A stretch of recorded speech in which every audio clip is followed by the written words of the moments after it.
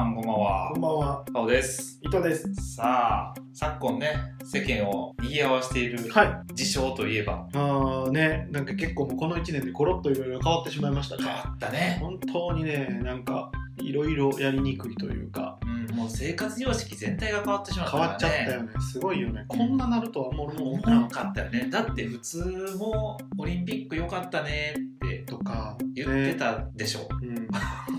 俺ももうちょっと言ったら、世界飛び回っていた俺も。多分同じくです私も。だと思うんやけど、でも本当にそれがこうぐるっと変わっちゃってしまった1年だなっていう感じですけど、こういう感じになっちゃって、なんか何が一番変わったことね。みんなそうだと思うんですけど、家にいる時間長くなったよね。確かに。まるまるその春の時間帯とかはそうやったもんね。俺に関して言うと本当に1ヶ月半ぐらいは完全におったかな。だってAmazon プライム契約しちゃったもん。っていうタイミングの人はめっちゃ多かったと思う。多いと思う。だからすごいそういうお家で過ごすことに対してみんないろんななんか楽しみ方を見出した1年かもしれない。よく捉えるとね。確かに、そういう意味では俺もそうやね。なんかこんなにゆっくり、なんか変な言い方やけど、上京してきて5年ぐらい経って、なんか人間らしいというか、普通に起きて、ご飯を作って食べて、夜に寝るみたいな、でちょっと空いた時間にはちょっと散歩は行って、体を動かしてじゃないけど、仕事はないというかできひんかったから、家にいつつちょっと気晴らし程度に外周散歩するとかっていう、なんかザ人間らしい生活、健康的やね。そうっていうのは確かにあったかもね。いいあれすると、あとは、皆さんそうだと思うんですけど、仕事の仕方が変わったというか、変えようという意識が生まれた。なるほど。そうだね。そう、従来からずっとリモートワークとかそういうのは口では言われてたけど、実態としてなかなか変えれないわけですよ。そうだね。朝から仕事に行ってで、職場で仕事して帰ってくるっていう、いわゆる普通の一般のね、がやっぱり家にいて仕事をしないといけない、せざるを得ない状態になっちゃったわけじゃないですか。だからそういう環境整備もすごい速度で進んで、そうだね。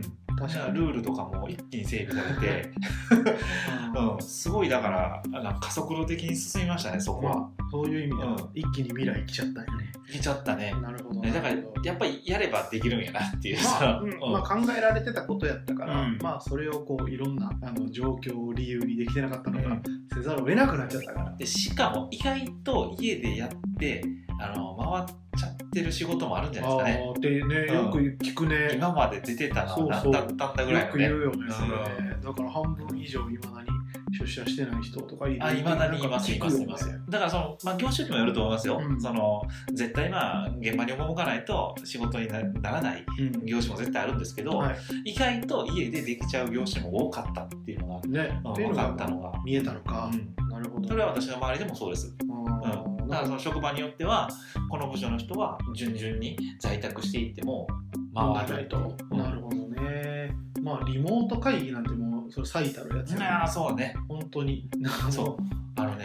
社内にいながらにして一箇所に人集まれないっていうのがあるから、場所自席でとか、人数が多くなる会議は部屋分けてリモートでつないで会議しましょうとかいうのが当たり前になった。なるほど。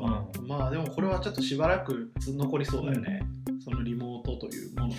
まだね、ちょっと収まったわけじゃないからね。なのでそれに付随してリモート飲み会だとか。そうだね。なんか筆できたよね。リモートのレッスンとかね。これやったのね。とかっていうのがすごい出てきたよね。仕事の意外とオンラインでやろうと思えばできるよねっていう。そう例えばもともとオンラインのものが活性化したっていうのもあって、例えばマルチでゲームをやったりするのもやっぱりこうやって家に人がいるタイミングが多いのもあって人がやっぱり母数が増えたとかそう集まりやすくなってそういう SNS 界隈マルチのゲームの SNS 界隈が盛り上がったりしてすごいみんなで楽しむ環境が増えたみたいななるほどね、例があったりもしたりして、それはいいよね。いい方向やね、それは。道盛りとか完全にそうやもんね。そうやね、そうやね。自分の世界で生活し始めるのは俺もこれはすごいなと思ったけど、俺はやったことないからちょっと分からへんねんけど、なんかそういうところで、みんなが楽しんでるっていうのはならではよね。すごいだと思う。だからそういう意味では変化よね。なるほど。あとはね、身の回りで言うと、俺こういう世の中になる前は、俺マスクつける習慣ってなかったのよ。確かに。マジでなかったのよ。で、もうちょっと言うと、布マスク、さ、俺今結構つけてるマスクあるやん。ある。あれをつけるっていうのにめっちゃ抵抗あったの。っていうのも、なんかこれも完全に俺の偏見な、生きってるやつみたいな状態とか、あとはそのなんていうの、芸能人とか、そういうもうちょっと言うと K-POP アイドルとかがつけてるイメージやった。その素顔が見えへんように。そう、歌舞伎町のホストとか、ああいう人たちがつけるおしゃれマスクやと思ってたんやけど、つけてしまえばさ、結構便利なもんだね。で、こんなね、俺みたいなやつでも毎日普通に黒いやつつけるようになりましたよ。つけてるよね。私今ね使い捨てマスクですけどね。けどあれね、意外と楽よ。本当に。スタイリッシュどうこうじゃなくて楽。選択してできます。できます。なんで、結構ね、経済的かどうかって言われればちょっと分からんけど、使いやすいよ。本当に。からそういうね、マスクはね、俺かなりつけてない日がもう今ないじゃないですか。ないね。からまずそれがまず第一に変わったんと、それにプラスして布マスクに抵抗が一切なくてそれは自分の中の変化やね。めっちゃ変化。別にそのおしゃれなやつを選んでるわけではないけれど、3年前の自分が見たらしまってると思うぐらいどうした俺ってなって、いやほんまに思うやろなってみたいな、やってもってるやんみたいな意外とね、そうやってなんかそういう先入観があるものでも手を出してみたら意外と馴染むっていう、自分なりに馴染むっていうのはね、あるかもしれない。なんかこういう状態でこうやらざるを得ない状況に追い込まれて、やることでなんか新しい発見があるっていうのはね、そうよ、いいよね。いいんだけど、いいと思う。そう、これはだからちょっとなんかこう変わりましたっていうよりかはなんかだからちょっとまだこういう状況になったからっていう説明ができる的な自分もいる。なるほど、ね、まだ、そうっていうなんかそういう身の回りの変化はある。あるね。なんかある。そういう身の回りの変化が、意外とないかも。本当。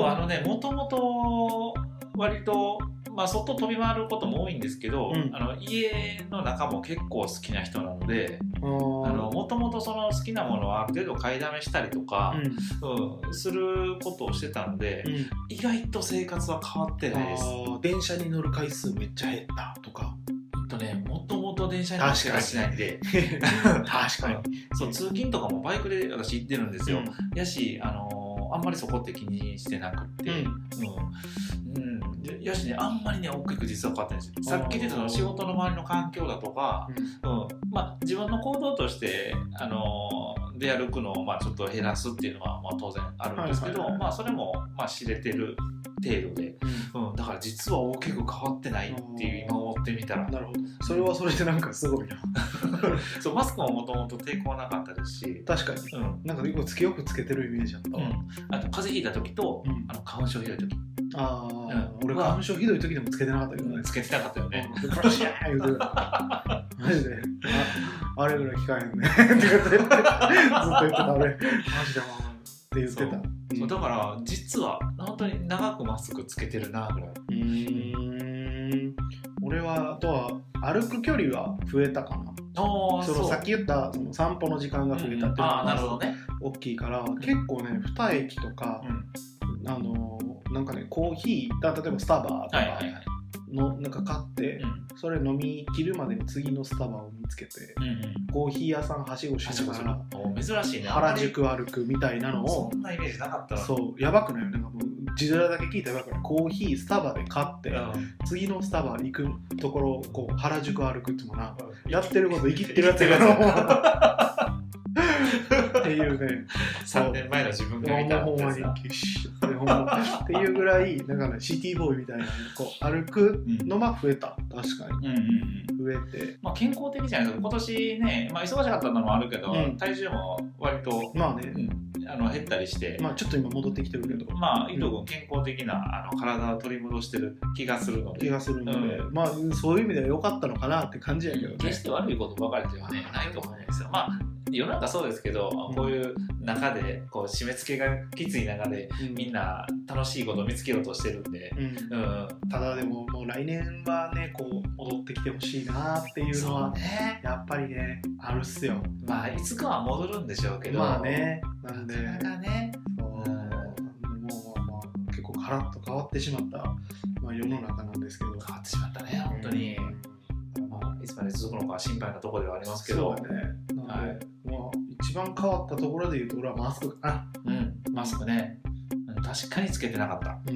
まだまだねこういう感じで続くと思うんで、皆さんもちょっと楽しいことを見つけて、年末年始もねおそらくこもること多いと思うんですけど、楽しく過ごしましょう。ということで大変な時期ですがみんなで頑張っていきましょう。いい感じにまとまった気がする。お相手はプレイルームのトマト伊藤でした。またねバイバイ。